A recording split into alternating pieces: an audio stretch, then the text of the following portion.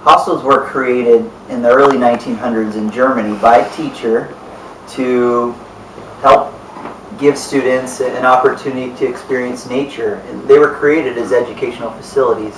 And that's what we're trying to create here in St. Petersburg.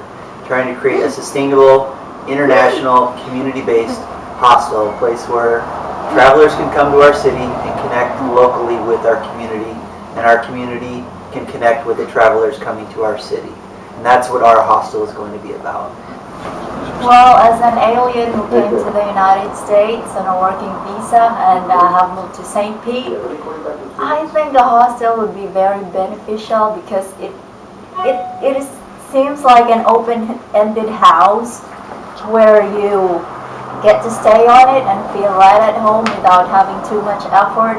You don't really have to do something to impress people. You just feel like you belong by just being you. And that's what I experienced when I moved to St. Pete, at Chris's house. Hi, my name's Lisette, and I wanted to share my thoughts about why I think that St. Pete needs a hostel. I've stayed in a few hostels on my international travels around Europe and in South America and Central America.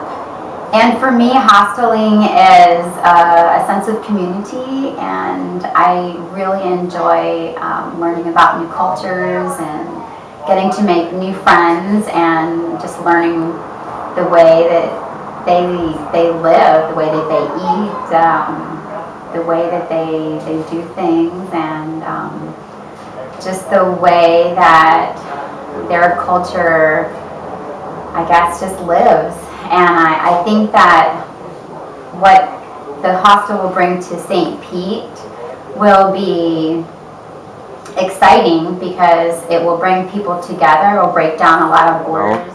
Why does St. Pete need a hostel? Well, St. Pete's always billed itself as being an international city, and the hostel just personifies that.